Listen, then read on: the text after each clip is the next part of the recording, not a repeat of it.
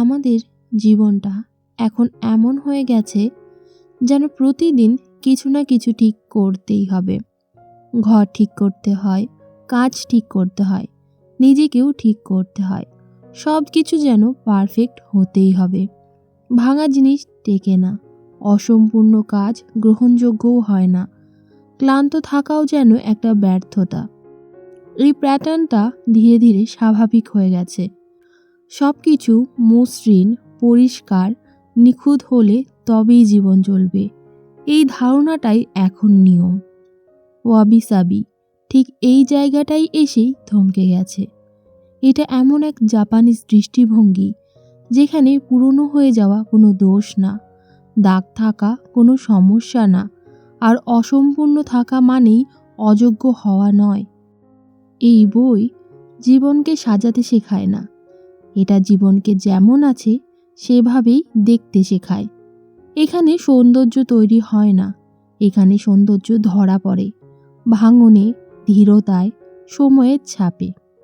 আজকের আলোচনা জীবন উন্নত করার কোনো চেষ্টা নয়। আজকের আলোচনা জীবনকে অযথা ঠিক করা বন্ধ করার দিকে একটা শান্ত দৃষ্টিপাত মাত্র। স্বাগতম মাইন্ড সামারি বাই স্বর্ণালীতে। এই চ্যানেলের আগের ভিডিওগুলিতে আমরা ইকিগাই নিয়ে কথা বলেছি, যেখানে আলোচনার কেন্দ্রবিন্দু ছিল জীবনের অর্থ, কাজের উদ্দেশ্য আর মানুষ আসলে কেন বাঁচতে চায়, এই মৌলিক প্রশ্নগুলো নিয়ে। আজকের বইটি সেই চিন্তাধারার পরের ধাপ, ওয়াবি সাবি, যার লেখক হলো বেথ কেম্পটন।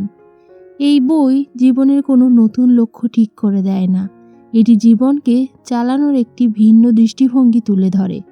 এখানে পারপাস বানানোর কোনো কথা নেই। এখানে বলা হয়েছে মানুষ প্রতিদিন যেভাবে জীবনযাপন করে, যেভাবে অসম্পূর্ণতা, পরিবর্তন আর সময়ের ক্ষয়কে দেখে, সেই দৃষ্টিভঙ্গিটাই তার মানসিক শান্তি বা অস্থিরতার মূল ভিত্তি হয়ে দাঁড়ায়। ওয়াবি সাবি একটি জাপানি দর্শন। এখানে অসম্পূর্ণতা স্বাভাবিক, পরিবর্তন অনিবার্য, আর সব কিছু ঠিকঠাক না থাকলেও জীবন চলতে পারে এবং চলে। এই ভিডিওটিতে আমরা এই বইটির মূল ভাবনা, লেখকের ব্যক্তিগত অভিজ্ঞতা এবং জাপানি সংস্কৃতির প্রেক্ষাপটে ওয়াবি সাবির এই বইয়ের দৃষ্টিভঙ্গিটা ধীরে পরিষ্কারভাবে বুঝে নেওয়ার চেষ্টা করব। চলুন আগে বুঝে নেই বেথ কেম্পটন ঠিক কে ছিলেন, এই বই লেখার আগের মানুষটা কেমন ছিলেন।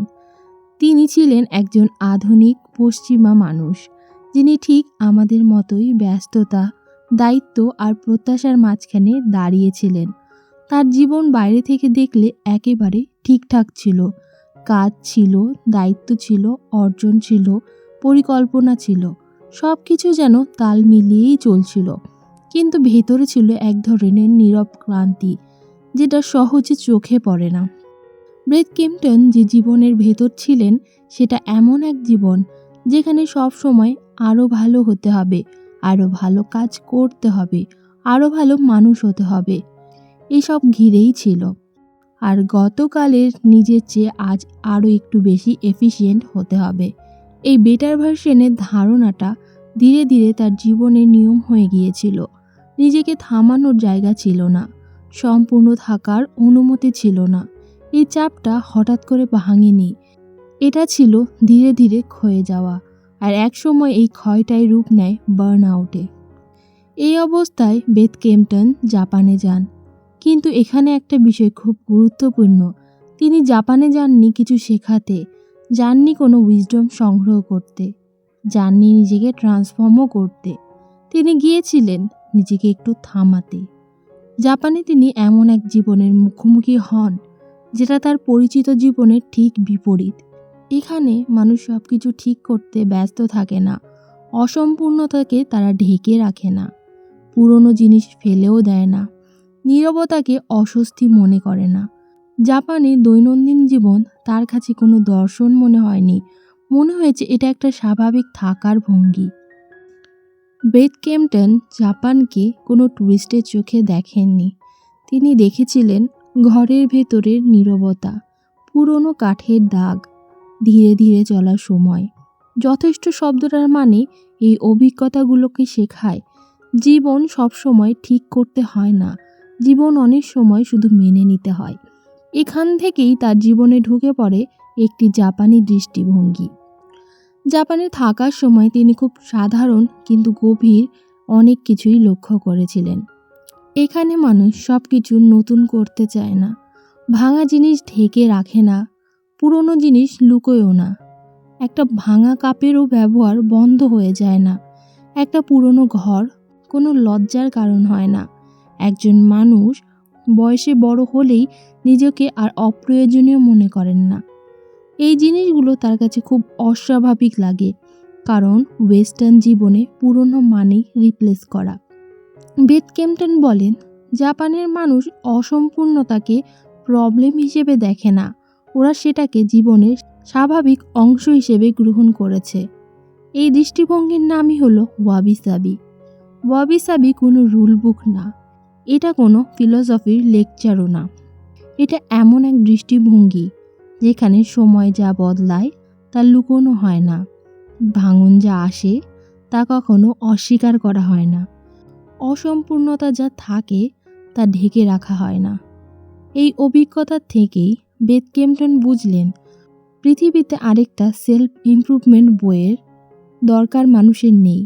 মানুষের দরকার একটা জায়গা যেখানে সে নিজেকে ঠিক করতে বাধ্য না। এই কারণেই ওয়াবি সাবি লেখা হয়েছে। এই বই লেখা হয়েছে নিজেকে উন্নত করার জন্য নয়, নিজেকে গ্রহণ করার জন্য। এই বই মানুষকে বলে না আরও ভালো হও, এই বই বলে যে যেভাবে আছো সেটাও মানবিক। বেথ কেম্পটন এই বই লেখেননি কারণ তিনি সব কিছু জানতেন, তিনি এই বই লেখেন কারণ তিনি ক্লান্ত ছিলেন, আর তিনি এমন একটা দৃষ্টিভঙ্গি খুঁজে পেয়েছিলেন যেটা মানুষকে আরও কিছু বানাতে চায় না, শুধু মানুষ হিসেবে থাকতে দেয়। চলুন এবার জানি বেথ কেম্পটনের চোখে ওয়াবি সাবি কি। তিনি যখন ওয়াবি সাবির ব্যাখ্যা করেন, তিনি কোনো সংখ্যা মুখস্থ করান না, তিনি এটাকে কোনো রুল বা সিস্টেম হিসেবেও দেখান না। তিনি এই ওয়াবি সাবিকে দেখান একটা দৃষ্টিভঙ্গি হিসেবে, যেটা আপনি জীবনের ওপর চাপান না, বরং জীবনের ভেতর দিয়ে ধীরে ধীরে বুঝে নেন। বেথ কেম্পটনের ভাষায় ওয়াবি মানে কম জিনিসে থাকা এবং কম প্রত্যাশা রাখা, নিজের জীবনকে প্রদর্শনী বানিয়ে না তোলা। ওয়াবি সেই অবস্থাকেই বোঝায় যেখানে মানুষ আর প্রমাণ করতে চায় না সে কতটা সফল, কতটা গোছানো বা কতটা নিখুঁত। ওয়াবি মানে নীরব থাকা কিন্তু শূন্য না হওয়া। এটা সেই শান্ত জায়গা যেখানে জীবন লাউড না কিন্তু গভীর। একটা ছোট্ট ঘর, একটা সাধারণ খাবার, একটা নিরিবিলি সকাল, এই জিনিসগুলো ওয়াবির উদাহরণ। বেথ কেম্পটন বলেন যে ওয়াবি শেখায় কিভাবে নিজের জীবনে শব্দ কমাতে হয়। সাবি, সাবি মানে বয়স, কিন্তু বয়সকে লুকানোর চেষ্টা নয়। সাবি মানে সময়ের ছাপকে সম্মান করা।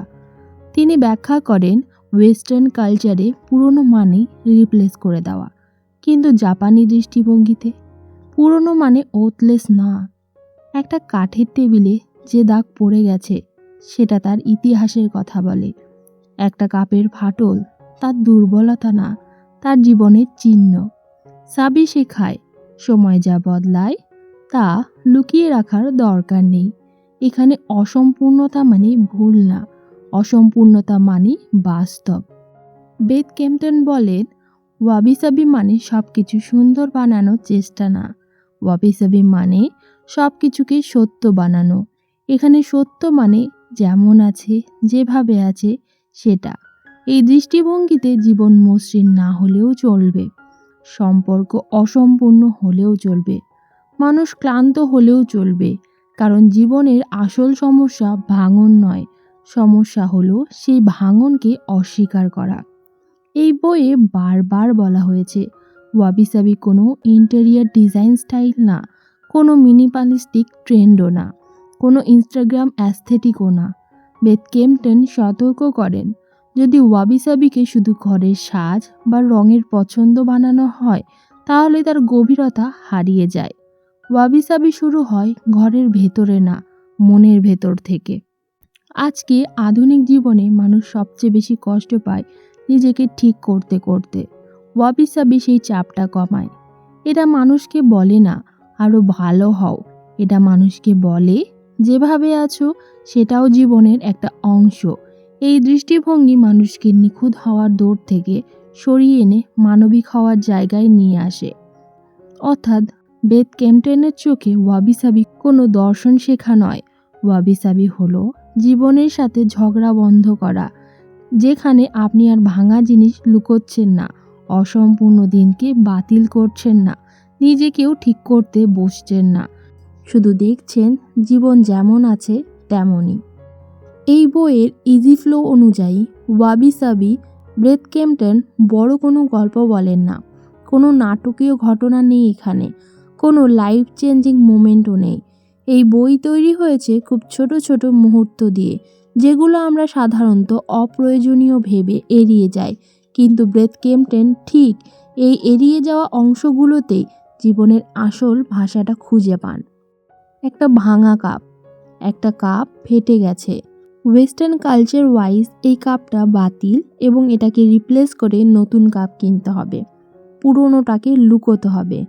কিন্তু ওয়াবি সাবি এই দৃষ্টিভঙ্গিতে বলে এই ফাটলটা কোনো সমস্যা না, এই ফাটল বলছে এই কাপটা ব্যবহার করা হয়েছে, এই কাপটা সময় দেখেছে, এই কাপটার একটা ইতিহাস আছে। বেথ কেম্পটেন এখানেই বোঝান ভাঙন মানে অযোগ্য হওয়া নয়, মানুষের ক্ষেত্রেও তাই। ক্লান্ত মুখ, একটা ভাঙা মন, অসম্পূর্ণ দিন, এইসব মানেই ব্যর্থতা নয়। এখানে জাপানিরা সেই ভাঙা কাপটাকে নতুনভাবে জোড়া লাগিয়ে সেটাকে আরও সুন্দর করে তাকে ব্যবহার করে। অসম্পূর্ণ কাজ, কিছু কাজ শেষ হয় না, কিছু তালিকা দিনের শেষে টিকচিহ্ন পায় না। আমরা সাধারণত এই অসম্পূর্ণতাকে নিজের ব্যর্থতা হিসেবে দেখি। বেথ কেম্পটেন বলেন সব কাজ শেষ হওয়াই জীবনের স্বাভাবিক নিয়ম নয়, কিছু কাজ থাকতেই চায় খোলা। এই খোলা থাকাটাই বলে দেয় যে মানুষ কোনো যন্ত্রণা, এই অসম্পূর্ণতা জীবনের একটা প্রবাহের অংশ। একটা চুপচাপ সকাল, কোনো বিশেষ কিছু ঘটছে না, না বড় পরিকল্পনা, না কোনো গুরুত্বপূর্ণ সিদ্ধান্ত, শুধু একটা সকাল যেখানে আলো ঢুকছে, শব্দ কম, সময় অনেক ধীর। এই মুহূর্তগুলো আমরা সাধারণত প্রোডাক্টিভ বলি না, কিন্তু বেথ কেম্পটেন দেখান যে এই নিস্তব্ধ সকালগুলোই মানুষকে স্থির থাকতে শেখায়। সব সকাল উদ্দেশ্যপূর্ণ না হলেও সব সকাল অর্থহীন না। শেষ হয়ে যাওয়া ঋতু, একটা ঋতু শেষ হয়ে গেছে, পাতা ঝরে গেছে, আলো বদলেছে, রং ফিকে হয়েছে। ওয়েস্টার্ন কালচার এখানেই ক্ষতি দেখে, ওয়াবি সাবি এখানে একটি পরিবর্তন দেখে। বেথ কেম্পটেন বলেন শেষ মানেই ক্ষয় হয়ে যাওয়া নয়, শেষ মানেই পরের কিছু জায়গা তৈরি হওয়া। জীবনেও তাই, সব কিছু ধরে রাখার চেষ্টা মানুষকে ক্লান্ত করে, ছাড়তে শেখায় শান্তির শুরু। এই ছোট মুহূর্তগুলো একটা কথা বারবার মনে করিয়ে দেয়, সব ঠিক না থাকলেও সব শেষ হয়ে যায় না, জীবন নিখুঁত না হলেও জীবন চলতে পারে। এই জায়গাটায় বেথ কেম্পটেন কখনো লেকচার দেন না, তিনি বলেন না এভাবে ভাবো, তিনি পাশে বসে থাকেন, একটা ভাঙা কাপের দিকে একসাথে তাকান, একটা অসম্পূর্ণ দিনের শেষে একসাথে নীরব থাকেন, আর খুব শান্তভাবে একটাই কথা বলেন, এইটুকুও ঠিক আছে। ওয়াবি সাবিতে বেথ কেম্পটেন কোনো চ্যাপ্টার স্ট্রাকচার তৈরি করেন না যেন পাঠক কিছু শিখে বেরিয়ে যাবে। তিনি বরং এখানে দেখিয়েছেন জীবন নিজেই ধাপে ধাপে এগোয়, আর এই ধাপগুলো বুঝতে পারলেই অনেক সময় অপ্রয়োজনীয় কষ্ট নিজে থেকেই কমে যায়। অসম্পূর্ণতা বা ইমপারফেকশন, ভাঙা মানেই ব্যর্থ নয়। আধুনিক জীবনে একটা গভীর সমস্যা হলো সব কিছু ঠিক করার একটা তাড়া। কাজ ঠিক করতে হবে, সম্পর্ক ঠিক করতে হবে, নিজেকেও ঠিক করতে হবে। এই ফিক্সিং মোডে মানুষ সবচেয়ে বেশি ক্লান্ত হয়ে পড়ে। বেথ কেম্পটেন বলেন অসম্পূর্ণতা কোনো দুর্ঘটনা নয়, এটা একটা জীবনের স্বাভাবিক অবস্থা। একটা কাপ যেমন ভাঙতে পারে, একটা দিনও তেমনি এলোমেলো হতে পারে, একজন মানুষ মাঝে মধ্যে দুর্বলও হতে পারে। ওয়াবি সাবি এখানে খুব স্পষ্ট, ভাঙা মানে বাতিল না, বরং ভাঙন দেখায় যে এই জিনিসটা ব্যবহার হয়েছে, এই মানুষটা বেঁচেছে। সব ঠিক না থাকলেও জীবন অচল হয়ে যায় না। অস্থায়িত্ব। ওয়াবি সাবির সবচেয়ে কঠিন সত্য হলো সব কিছু স্থায়ী হয় না। সময় বদলে যায়, মানুষ বদলে যায়, পরিস্থিতিও বদলে যায়। আমরা কষ্ট পাই কারণ আমরা বদল থামাতে চাই। ব্রেথ কেম্পটেন বলেন, শান্তি আসে যখন মানুষ এই বদলকে শত্রু না ভেবে স্বাভাবিক ঘটনা হিসেবে নেয়। একটা সম্পর্ক আর আগের মতো নেই, এটা ব্যর্থতা নয়। একটা সময় শেষ হয়ে গেছে, এটা ক্ষতি না। অস্থায়িত্ব মানে সব হারিয়ে যাওয়াও নয়, অস্থায়িত্ব মানে জীবন এগোচ্ছে। এরপরে আসে সরলতা। বেথ ক্যাম্পটন খুব পরিষ্কার করে দেখান যে জীবন ভারী হয় বেশি থাকার কারণে, জীবন ভারী হয় বেশি প্রত্যাশার কারণে। সব জায়গায় ভালো হতে হবে, সব সময় প্রমাণ দিতে হবে, সব কিছু নিয়ন্ত্রণে রাখতে হবে। এই চাপটাই মানুষকে ভেতর থেকে চাপে ফেলে দেয়। ওয়াবি সাবি বলে, কম প্রত্যাশা মানে কম অ্যাম্বিশন নয়, কম প্রত্যাশা মানে নিজেকে প্রতিনিয়ত প্রমাণ করার কোনো প্রয়োজন নেই। সরলতা মানে জীবন থেকে অপ্রয়োজনীয় শব্দ, অপ্রয়োজনীয় চাপ, অপ্রয়োজনীয় তুলনা সরিয়ে দেওয়া, এবং তখনই জীবন নিজে থেকেই হালকা হয়ে আসে। প্যাটিনা। প্যাটিনা শব্দটা ব্যবহার হয় কাঠ, ধাতু বা মাটির জিনিসে সময় ধরে যে পরিবর্তন আসে সেটাকে বোঝাতে। ব্রেথ কেম্পটন এই ধারণাটাকে মানুষের জীবনে এনে দেন। দাগ মানে কোনো ক্ষতি না, দাগ মানে গল্প। বয়স মানে শেষ না, বয়স মানেই গভীরতা। জীবনের অভিজ্ঞতা মানুষকে চকচকে রাখে না, মানুষকে বাস্তবে রাখে। ওয়াবি সাবি এখানেই বলে, পুরনো হওয়া মানে কোনো অপ্রয়োজনীয় হয়ে যাওয়া নয়, পুরনো হওয়া মানে আরও স্তর যুক্ত হওয়া। এই চারটি ধাপ একসাথে কি বলে? এই চারটি ধাপ একসাথে খুব একটা সাধারণ কথা মনে করিয়ে দেয়। জীবন নিখুঁত হওয়ার জন্য নয়, জীবন স্থায়ী হওয়ার জন্যও নয়, জীবন প্রমাণ করার জন্য না। জীবন মানে ভাঙতে হবে, বদলাতে হবে, ধীর হতে হবে, আরও গভীর হতে হবে। আধুনিক জীবন একটা নির্দিষ্ট ভাষায় কথা বলে। এই ভাষাটা খুব পরিচিত। নিজেকে ঠিক করো, আরও দক্ষ হও, দ্রুত হও, আরও অর্জন করো।